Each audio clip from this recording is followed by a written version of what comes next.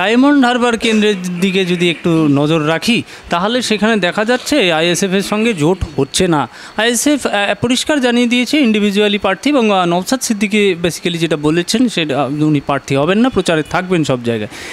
দ্বিতীয় কথা, সেই কেন্দ্রেই কিন্তু 4 লাখ ভোটের লক্ষ্যমাত্রা নিয়েছে, তাই জিতবেন একেবারে চ্যালেঞ্জ করে অভিষেক ব্যানার্জি।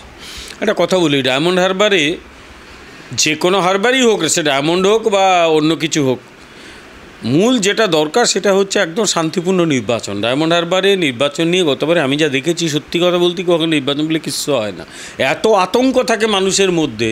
সেখানে আপনি যদি কোথাও একটা দলে পতাকা লাগাতে চান বা আপনার বাড়ি এসে এমন ঠেকাবে যে আপনাকে হসপিটাল দিতে হবে, এমন অবস্থা। এই ডায়মন্ড হারবারই গত নির্বাচনে পঞ্চায়েতে এমন মানে আমাদের প্রার্থী একজনকে এমন মারা হয়েছিল, সে মরেই গেল লোকটা। তার স্ত্রীকে একটা টেলিভিশন চ্যানেলে নিয়ে এসেছিল, আলাপ হয়েছিল, সে ভয়ের চোটে তার হাজব্যান্ডের ডেড বডিটাও দেখতে দেয়নি তাকে, এমন একটা মডেল হয়েছে ডায়মন্ড হারবার। ফলে মানুষের আতঙ্ক, ভয়, লক্ষ্য একটাই, একজনকে জেতাতে হবে। কিন্তু এটা গণতন্ত্রে চলে, কতদিন চলবে? খুব বেশি দিন চলবে বলে আমার অন্তত মনে হচ্ছে না। কারণ ভয় দেখিয়ে আপনি কিছু মানুষকে কিছুদিন জব্দ করে রাখতে পারেন, সব মানুষকে সব দিন কি জব্দ করে রাখা যায় না। একদমই তাই। আপনি ভয়ের কথা বলছেন, এদিকে মুখ্যমন্ত্রী শান্তির বার্তা দিচ্ছেন, একদম স্টেজ থেকে, সভামঞ্চ থেকে বলছেন শান্ত বাংলায়। অশান্ত করছে কারা? বিজেপি, বহিরাগতের দল। ভয়ও ওদের, যে মানুষকে ভয় দেখায় সেটাও মানুষ ধরে ফেলেছে, আবার এই শান্তির বার্তা যে লোক দেখানো সেটাও মানুষ ধরে ফেলেছে। ফলে মানুষের কাছে একটা সময় স্পষ্ট হয়ে যায় এই কথাগুলো। একটা সময় মানুষের ভালো লাগতো। কেন ভালো লাগতো? কারণ মানুষ সিপিএমকে এত পছন্দ করতো যে যা বলতো তাই মনে রাখতো, যা বলতো তাই মানুষ একেবারে বেদবাক্য বলে ধরে নিত।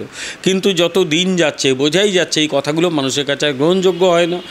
মানুষকে 500 টাকা 1000 টাকা ঘুষ দিয়ে ভোট কেনাটাও আর গ্রহণযোগ্য হয় না। এরা মহিলাদের 500 টাকা 1000 টাকা লক্ষ্মীর ভাণ্ডার দেয়, সেই লক্ষ্মীদের নিয়ে গিয়ে মানসম্মান নষ্ট করে তার দলের ক্যাডাররা। ফলে এগুলো সব এখন তো সবাই জেনে গেছে। কিছু মানুষ হয়তো ভুলে যাবে, কিন্তু অধিকাংশ মানুষ আর ভুলবে না, তারা মনে রেখেছে এবং তাদের মতো সিদ্ধান্ত নেবে। অভিযোগ বিজেপির বিরুদ্ধে যে টাকা বন্টন হচ্ছে এদিক ওদিক, যেমন একটা বন্টন হয়েছে আইএসএফে, কিন্তু মুখ্যমন্ত্রী একদম একেবারে নিজেই দাবি করছে যে আইএসএফকে টাকা দেওয়া হচ্ছে কেবলমাত্র মুসলিম ভোট ভাগ করার জন্য, যাতে তৃণমূল সুবিধা না করতে। না, আমার কথা হচ্ছে মুসলিম ভোট কি তৃণমূলের সম্পত্তি নাকি? ওরা তাই মনে করতো, কিন্তু দেখা যাচ্ছে গত সাগরদিঘি নির্বাচনের পর মুসলিম ভোট কিন্তু ছেড়ে বেরিয়ে যাচ্ছে। এবং এবারে হাওড়াতে ওদের যিনি প্রার্থী বর্তমান এমপি, তিনি একটি ইফতার পার্টিতে ঢুকতে গিয়েছিলেন, যেভাবে ভাগিয়ে দিয়েছে ওনাকে, বোঝাই যাচ্ছে মুসলিমরা এদের পাল্লায় পড়তে রাজি নয়।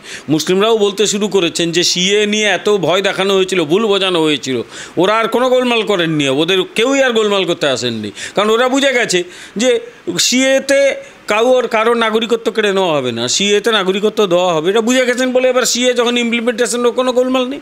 গতবারে ভুল বুঝিয়ে কিছু লোককে দিয়ে গোলমাল করানো হয়েছিল।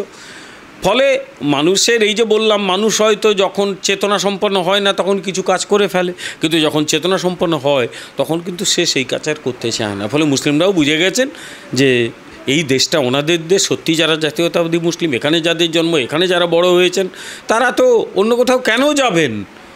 তারা বিদেশি নন, তারা আমাদের দেশের মানুষ, এখানে জন্ম, এখানে বড় হয়েছেন। এখন যারা বাইরে থেকে বেআইনিভাবে এসছেন, ভয় তাদের থাকতে পারে। মুসলিমদের তো আমি যতদূর, আমি যে কজন মুসলিমকে চিনি, আমি অন্তত ব্যক্তিগতভাবে চিনি, সবাই তো এখানেই বড় হয়েছে। আমি দক্ষিণ চব্বিশ পরগনা একটা বিশ্ববিদ্যালয়ে মাঝে মাঝে ক্লাস নিতাম, যে ছেলেমেয়েগুলো আসতে, তারা তো যে প্রজন্মের পর প্রজন্ম ধরে এখানে থাকে, তো এত ভয় কী আছে ওদের? সুতরাং ওই ভয়টা যে নেই ওরা ধরে ফেলেছে। ওরাও দেখছে যোগী আদিত্যনাথ, তার আমলেও তো ওই একটা মসজিদও তো বন্ধ করে দেওয়া হয়নি, মানুষ নামাজ ঠিকঠাক পড়ছে, তার ধর্মাচরণ করছে, প্রত্যেককে আইন মেনে চলতে হচ্ছে। প্রত্যেককে আইন মানো, দেশটা ভালোবাসো, এই দেশ সকলেরই, তা তোমাদেরই। তার মানে এই নয় যে বাইরে থেকে চলে এসে এই দেশের সম্পদ নষ্ট করব, সেগুলো তো কোনো দেশ অ্যালাউ করে না, আমাদের দেশও করছে না। কিন্তু তার মানে আমাদের দেশের যারা বৈধ নাগরিক তাই সব তাড়িয়ে দেওয়া হবে, এই তো হতে পারে না। সিএ প্রসঙ্গে যে আপনি যখন তুললেনই, সিএ প্রসঙ্গ কিন্তু এই আজকের খবর একেবারে শান্তনু ঠাকুরের বাড়িতে হুমকি, লস্করই তৈবা, তারা লিখছে বোমা মেরে উড়িয়ে দেবে, এবং এই সিএ বন্ধ না হলে হুমকির একটা যে দেখা যাচ্ছে শান্তনু ঠাকুর, কী বলবেন কারা? এই তো বাংলা প্রশাসন রয়েছে। দেশবিরোধী কিছু শক্তি আছে, তারা এই ভয় দেখাচ্ছে। আর পশ্চিমবাংলা আমরা জানি যে এখানে প্রশাসনিক শৈথিল্যতা এত বেশি, এখানে যারা প্রশাসন চালায় প্রশাসন চালাতেই জানে না। ফলে হয় কি যে তারা জমিদারদের মতো প্রশাসন চালায়, ফলে এই সমস্ত শক্তিগুলো বাড়বাড়ন্ত হয় এবং তার নিরাপত্তার যথেষ্ট বন্দোবস্ত করা হবে। আশা করা যায় রাজ্য সরকারও ব্যাপারটা সিরিয়াসলি নেবে এবং যারা এই কাণ্ডটি করেছে তাদের যথেষ্ট সাজা দেওয়া হবে, খুঁজে বার করা হবে কারা এইটা করেছে। এই শক্তি কিছু থাকে, তাদের বিরুদ্ধেই তো লড়তে হচ্ছে, আমাদের আগামী দিনেও লড়তে হবে। কুণাল ঘোষ একেবারে জিতেন্দ্র তিওয়ারি চলে গেলেন ওই এনআইএ আধিকারিকের যে তার ফ্ল্যাটে, এবং সেই ফ্ল্যাট থেকে টাকা নেওয়া হয়েছে, লেনদেন হয়েছে সাদা প্যাকেটে মুড়ে। এরকমই কিন্তু বলছেন যে চৈত্র মাসে এইটুকু দিলাম, বৈশাখ আসলে আরও বড় একটা ধামাকা। তা উনি দাঁড়িয়ে শুনেছিলেন নাকি? উনি জানলেন কোত্থেকে যে এই কথাগুলো বলেছে? নাকি পেছনে গোয়েন্দা লাগানো ছিল? মানুষের পেছনে গোয়েন্দা লাগানোটা বেআইনি কাজ, এক। দ্বিতীয় কথা, জিতেন্দ্র তিওয়ারি ওখানে গিয়েছিলেন কিনা সেটা একটা প্রশ্ন। গিয়ে থাকলে তার কোনো আত্মীয় ছেলে মেয়ে কেউ থাকে কিনা সেটা একটা প্রশ্ন। ওখানে একজন ইডি আধিকারিক বা এনআইএ আধিকারিক থাকতেই পারেন, তা বলে আমি যেতে পারবো না যদি গিয়ে থাকেন আমি জানি না। ওরা বলছেন যে ভিডিও প্রকাশ করতে করুন না, বারণটা কে করেছে? এটাই হুমকি দেওয়ার কি আছে? সুতরাং আর কিচ্ছু না, হেরে যাবার ভয় এইসব পাগলামো করে বেড়াচ্ছে। আজকে দিল্লিতে নির্বাচন কমিশনের সামনে একটা নাটকবাজি হয়েছে, পুলিশ ধরে তুলে নিয়ে চলে গেছে। এই নাটকবাজি চলবে কারণ এনআইএ আধিকারিককে পিটিয়েছে, তো গোটা দেশ ছিচি করছে, এখন নাটক করে সেগুলোকে একটু অন্যরকম কিছু করার চেষ্টা করছে।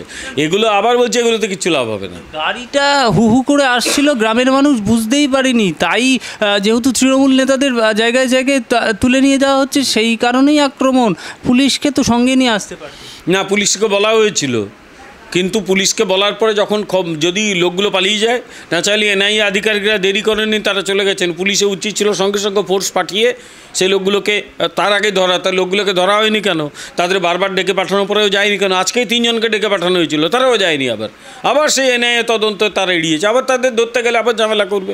সুতরাং এই ঘটনাগুলো কিন্তু ঘটছে। দেশবিরোধী শক্তি যারা মানে বিস্ফোরক তৈরি করছে, তা কেউ তো ওখানে পটকা বানাচ্ছিল না। শুনলাম নাকি ওটা কালী পটকা না চকলেট বোম ফাটলে 3টে লোকের বডি উড়ে যায়, হয় কখনো? এই ধরনের কথা যারা বলে তারা বুঝে একবারও বলে না, যেগুলো কথা বললে লোকে হাসাহাসি করে। হয়তো সেই যে বোধটাও চলে গেছে এদের, বা ইচ্ছে করেই বলে এগুলো। সুতরাং এসব বলে লাভ নেই কিছু, মানুষ ধরে ফেলেছে এদের এই কাণ্ড কারখানাগুলো। কুণাল ঘোষ কিসের আশঙ্কা করলেন? বৈশাখ মাসে কি আরও বড় কোনো কি ইঙ্গিত দিতে চাইলেন? তা আমি বলতে পারবো না, কিন্তু ওকে আমি দেখেছি সেদিন একটা বিতর্ক সভায় কিছু উল্টোপাল্টা বলেছিল, লোক তেড়ে এসেছিল ওর দেখে, এবং পরিষ্কার সেদিন একটা উল্টোপাল্টা কিছু ঘটে যেত। ফলে আজকে এই এদের দল ক্ষমতায় রয়েছে, তাতেই এই হাল। দল ক্ষমতা থেকে গেলে কি হবে ভগবান জানে। ওইসব কথা ভাবুক। বৈশাখ মাসে যারা অন্যায় করেছে তারা জেলে যাবে, পরিষ্কার তো কথা। বৈশাখ জ্যৈষ্ঠ আষাঢ় শ্রাবণ ওই ভেবে লাভ নেই। অন্যায় করলে জেলে যেতে হবে, দেশবিরোধী শক্তিকে জেলে যেতে হবে, চোরেদের জেলে যেতে হবে। মাননীয় প্রধানমন্ত্রী তো বলে গেছেন এখানে। এ তো জাস্ট ট্রেলার, ধামাকা এখন আছে, বাকি আছে। চোরেদের আরও পাঠানো হবে, চিন্তা নেই। ভবিষ্যৎবাণী এই যে 5 থেকে 11টা আসনের মধ্যেই সীমাবদ্ধ থাকবে বিজেপি, বাকি আসনগুলি তৃণমূলই পাবে। এই যে এই তো আগে ওরা বলতো 42-এ 42, এখন আবার 5 থেকে 11 বলছে কেন? কি আশ্চর্য কথা। একটাও দিচ্ছে, তাহলে দিচ্ছে ওরা। ওই 5 থেকে 11 ওরা পাবে তো? আমি তো বলেছি 5 থেকে 11 ওরা পাবে। বিভিন্ন জনমত সমীক্ষা দেখছে না কি করছে? যারা জনমত সমীক্ষাগুলো করছে তারা কি সব গরু ছাগল? এরা সব পণ্ডিত নাকি? এদের ভোট হু হু করে নামছে, বিজেপির ভোট হু হু করে বাড়ছে।